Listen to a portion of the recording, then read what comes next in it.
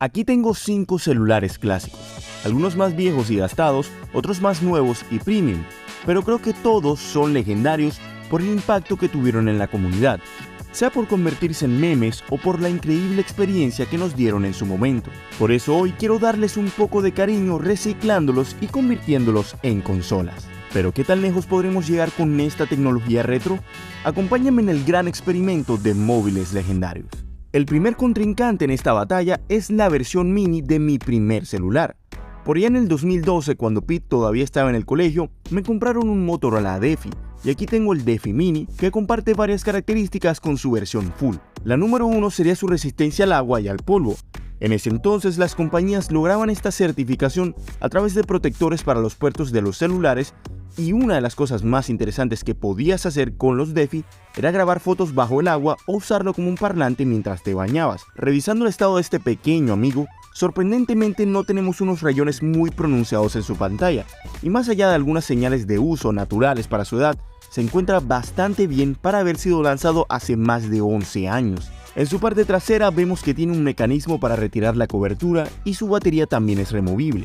Al hacerlo me llevé la sorpresa de que no solo tiene un slot para micro SD, sino que también venía precargada con una de 2 GB que podía llenar de juegos.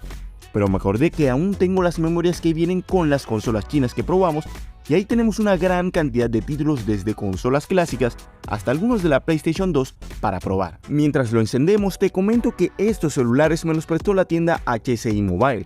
Si estás en Colombia puedes comprarlos o también preguntar por un celular nuevo. Si dices que vas de mi parte te regalan un forro y un vidrio templado con tu compra. Al encenderlo nos encontramos con esta interfaz gráfica característica de Android 2.0 o Gingerbread. Así es como lucía la pantalla principal moderna para los estándares de aquel entonces. Simple, no muy llamativa y poco intuitiva, apoyándose en el uso de los botones físicos en el celular. El tema con el software es que incluso si las aplicaciones que conoces están disponibles en la Play Store, es probable que estas ni siquiera funcionen porque no son compatibles con esta versión de Android.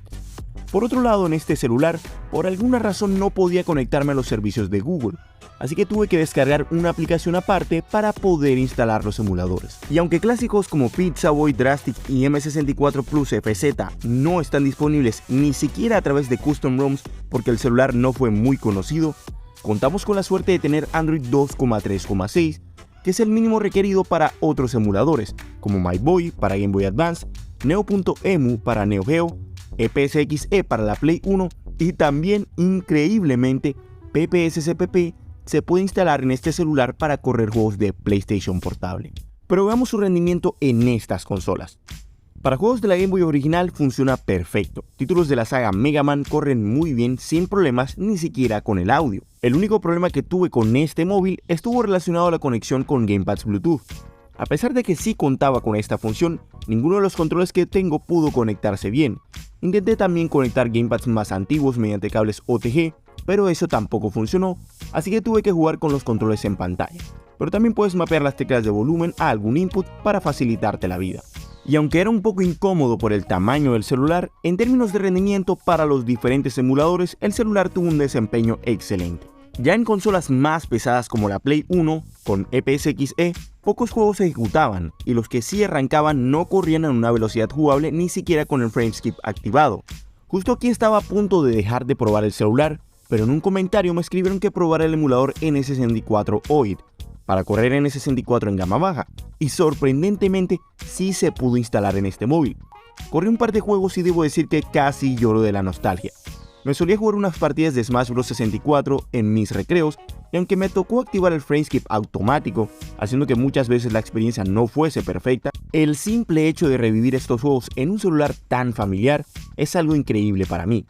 Títulos con mucha acción y de carreras no son los mejores para este celular, pero otros, a pesar de los errores gráficos, son muy jugables. Ahora bien, N64 es una consola que no se toma muy bien los saltos de frames, porque ya ejecutaba los juegos a una tasa de fotogramas muy baja por defecto. Entonces no te recomiendo pasarte, porque si no tu juego parecerá una presentación de diapositivas. Y solo por probarlo le instalé PPSCPP, y es increíble que tuviese un rendimiento bastante respetable en Metal Slug. La verdad nunca me esperé que corriera ningún juego. Probando otros más pesados definitivamente se nota la falta de potencia, pero su defensa, incluso solo ejecutando la interfaz, me habría sorprendido. Pero si bien puede correr juegos de consolas como la N64, es mejor que nos quedemos en títulos de Game Boy, NES, GBA o cualquier consola que solo utilice dos botones para que puedas ver lo que estás jugando. De todos modos, me quedé muy contento con las capacidades de este móvil. Seguramente tendría potencia para mejores consolas, pero su versión de Android y sus problemas de conectividad la limitan mucho. Unos 4 meses después de la salida del Defi Mini, fue anunciado el que sería el estándar para los móviles Android de ese año.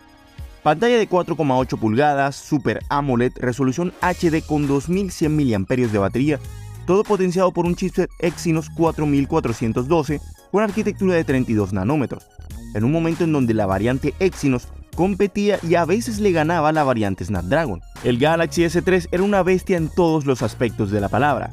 Este que tengo aquí aún se encuentra en excelente estado con rayones muy mínimos. Este móvil también tiene una parte trasera removible con fácil acceso a un slot para tarjetas microSD, y revisando su software tenemos una versión de Android mucho más moderna. Se trata de Jelly Bean 4,1,2. Esto, junto con su potencia, en teoría nos permite acceso a más emuladores y aplicaciones. Pero este que tengo aquí por alguna razón tiene problemas para conectarse a las redes. La Play Store que carga es una versión muy anticuada y no puede descargar aplicaciones ni actualizar el sistema vía OTA por problemas de red que solo existen en este dispositivo. A través de una Custom ROM podríamos llegar hasta Android 13 y probar aplicaciones más nuevas, pero este no es mi celular. La idea de la tienda es venderlo. Sin embargo, si alguno de ustedes lo compra, quizá podríamos hacerle un video especial llevándolo al límite. Y este móvil tiene mucho para demostrar, sobre todo porque parece que puede conectarse directamente a un televisor para convertirse en consola de sobremesa.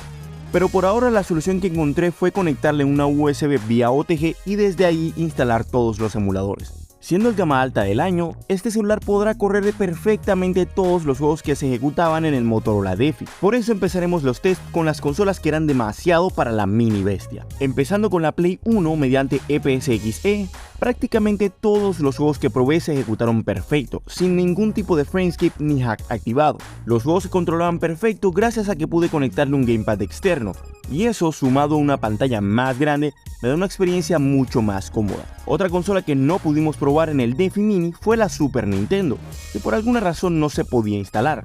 Y sí, definitivamente la calidad de esta pantalla le hace justicia a los juegos de esta consola. Sería interesante también probar hacer algo como esa Xperia Play casera que te mostré, conectándole un gamepad ultra pequeño a este móvil.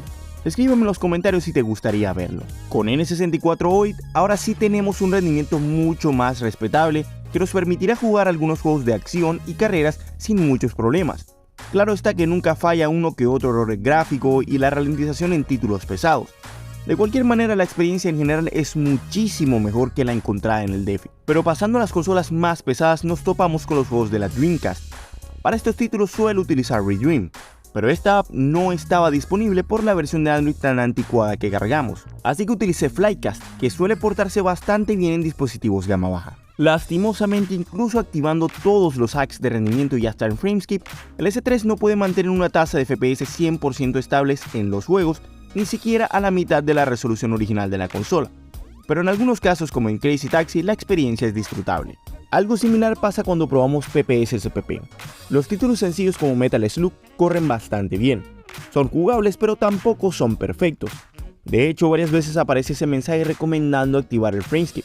Y debo decir que si estás acostumbrado a utilizar esta opción y no te molesta el audio entrecortado, capaz si puedas disfrutar varios juegos de esta consola. Por ejemplo, el Budokai Tenkaichi Tag Team va bastante bien con el frameskip en 2. Y así también ocurre con Grand Theft Auto Vice City Stories. Pero la emulación de PSP no es para nada perfecta en un dispositivo de hace 11 años, ni siquiera en el más gama alta de la época. Por eso no vale la pena ni ejecutar títulos difíciles como God of War. Claro está que eso podría mejorar un poco con una buena custom ROM, root y overclock. Pero aquí es cuando les muestro algo único. Hoy en día existe una especie de duopolio en el mercado de software para dispositivos móviles. Básicamente o tienes Android o tienes iOS. Sin embargo, esto no siempre fue así. Precisamente para mediados del año 2012 salió este dispositivo, el Nokia Lumia 920, y estaba potenciado por el ya extinto sistema operativo Windows Phone. Sí, los mismos tipos que hicieron la Xbox y el software para tu computadora, intentaron crear una plataforma para celulares, aunque como podrás imaginarte no les fue muy bien. Hablando del móvil, debo decir que se siente más premium que el S3, Honestamente, este celular debería considerarse una reliquia, sobre todo por lo difícil que es conseguir un Windows Phone en este estado, ni hablar de uno que aún tenga manuales, cajas y sus accesorios originales. Este es el primer equipo sin una cubierta removible, y además tampoco tenemos un slot para tarjetas microSD, pero al menos carga con 32 GB de almacenamiento para guardar varios juegos. Y a pesar de que su pantalla es un poco más pequeña y con tecnología LCD, la verdad en términos de fluidez su sistema operativo rivaliza mucho con el S3, quizá porque carga el procesador Snapdragon S4 Plus, la competencia del Exynos en 2012. También su batería era solamente 100 mAh, inferior al mejor exponente del año. Nokia y Microsoft de verdad se esforzaron sobre todo en el apartado de cámaras. Podríamos decir que en términos de rendimiento y cámara, ambos están al menos al nivel de un gama baja 2020 o hasta 2022. Pero veamos el software. Definitivamente la experiencia es muy diferente a lo que encontramos en Android, muy similar al aspecto que tendría Windows 8. Después de haberlo usado por algún tiempo puedo decir que me gusta, quizá porque es algo muy diferente a lo que estoy acostumbrado. Esta estética minimalista tiene su atractivo, pero de todos modos, utilizar un dispositivo con un software descontinuado no es buena idea ni en Android ni en iOS, y mucho menos en Windows Phone. Curiosamente sí se crearon emuladores para esta plataforma, y uno de ellos era MIPSX, que servía para los juegos de la Play 1. El problema es que instalar estas aplicaciones en Windows Phone no es tan fácil como descargar e instalar una APK desde Android, sobre todo porque la tienda de aplicaciones ya no funciona. Entonces me demoré un día entero investigando y al final tuve que hacer un proceso bastante tedioso que involucra usar una PC y descargar como 1000 programas, después de lo cual pude instalar no solo uno, sino varios emuladores de diferentes consolas. Y aquí los tenemos. Hay emuladores conocidos como MyBoy y el de SNES, que por alguna razón aquí se llama SNES 8X y no SNES 9X como ocurre en Android. Sin embargo, la mayoría de ellos son completamente exclusivos. Luego de instalarlos, resulta que me encontré con otro problema. Al tratar de buscar las ROMs desde el explorador de archivos de las aplicaciones, la opción no funcionaba. Como este móvil no tiene slot para microSD, tampoco pude usar la otra opción. La otra alternativa era cargar las ROMs desde una cuenta en OneDrive o SkyDrive, el antiguo servicio de almacenamiento en la nube de Microsoft, pero esta API tampoco funciona y para terminar, esta versión de Windows Phone no es compatible con OTG, así que no pude colocarle una USB con los juegos. La solución que encontré fue instalar un explorador de archivos no oficial, porque ni eso tenía Windows Phone, para luego acceder desde ahí a los juegos y luego seleccionar qué emulador usar para abrirlos. Pero después de eso, la experiencia en consolas sencillas fue buena, aunque nunca tan refinada como lo disponible en Android. En ningún emulador encontré opciones tan básicas como mostrar los FPS, pero cosas como el guardado, cargado rápido y avanzado rápido sí estaban en las configuraciones. Y a pesar de que el emulador de Play 1 sí funcionaba y los títulos corrían de manera jugable, con el frameskip que es obligatorio, se nota la limitación de un software no tan pulido. Un celular como el S3 que tiene un procesador comparable es capaz de correr los juegos de una manera aceptable, pero este Lumia 920 demora mucho en abrirlos, y cuando lo hace simplemente sufre de muchas caídas de FPS, ralentización y problemas de audio en algunos juegos, seguramente porque el emulador no está muy optimizado. El celular es excelente para consolas sencillas y muy llamativo como pieza de colección, pero es muy difícil tenerlo para uso diario porque no dispone de una tienda de aplicaciones, así que tienes que instalar todas tus apps desde PC y tampoco es compatible con aplicaciones tan fundamentales como WhatsApp. Pero ahora con estos dos últimos celulares quiero hacer algo diferente. Este que tengo aquí es el Huawei P8 Grace, lanzado en abril del 2015, como uno de los gama alta del año. Y por el otro lado está el Alcatel Pixie 4, un celular que así como el J2 Prime es reconocido como un meme en la comunidad por la supuesta mala experiencia que ofrecía. Hoy quiero compararlos a ver qué tanta diferencia hay entre estas gamas con tan solo un año de separación. Entonces por esta esquina el P8 carga con una pantalla de 5,2 pulgadas, tecnología IPS con resolución Full HD, 3 GB de memoria RAM, batería de 2680 mAh y 16 GB de almacenamiento con ampliación por microSD, todo potenciado por un Kirin 930. Debo decir que este es el móvil que se conserva en mejor estado. Se siente premium, tiene acabados elegantes, es delgado y diría que le da la batalla a muchos gama media actuales en términos de diseño. Trae una skin personalizada llamada EMUI que es bastante llamativa y como base está la última versión a la que llegó, que fue Android 5 Lollipop. Y aquí sí tenemos disponible la Play Store actualizada, así que pude descargar varias aplicaciones a las que no teníamos acceso antes, entre ellas Drastic, el emulador de DS, Mupen 64 Plus, el mejor emulador de N64, Redream, un excelente emulador de Dreamcast, e incluso pude instalar la última versión de Dolphin 64 bits. Vamos a ver hasta dónde llegamos, pero antes debo hablar de esta bestia. El Alcatel Pixie 4 fue lanzado en enero de 2016, casi un año después de la salida de su contrincante, y ostenta un display de 5 pulgadas, tecnología TFT, con resolución de 480 x 854 píxeles, 1 GB de RAM, 8 GB de almacenamiento interno con ampliación por microSD, todo potenciado por un chipset MediaTek MT635. Claramente una oferta para la gama baja, pero cargando una versión de Android más reciente con la 6.0 o Marshmallow. En términos de conservación, se puede decir que este celular ha enfrentado muchas batallas. Varios rayones en la parte trasera y delantera demuestran su uso prolongado. Después de restablecerlo de fábrica, pudimos acceder a la Play Store para descargar las mismas consolas que en el P8, y ahora vamos a ver qué tan lejos podemos llegar con ambos celulares. Empezando con lo fácil, ambos móviles tienen acceso a Pixabay GBA, el mejor emulador de la Game Boy Advance. Y aquí no hay sorpresa, los juegos se ejecutan perfecto en ambos. Pasando a los juegos de DS que no habíamos podido probar hasta ahora, tenemos la misma historia. Ambos celulares pueden ejecutar los juegos 2D y 3D sin problema. Así también ocurre en Play 1 con EPSXE. No hay mucha diferencia, ambos corren bien los juegos a 1x de resolución. Quizá con otro emulador que permita aumentar la calidad habría diferencia, pero DockStation no está disponible en estos móviles. Ahora con los juegos de Dreamcast me esperaba un poco más. Regime no funcionó muy bien ni siquiera en el P8, y como esta app tampoco estaba disponible para el Pixie 4, le instalé Flightcast a los dos. En el P8 la experiencia fue bastante aceptable, activando el frameskip y con la resolución a la mitad de la consola original.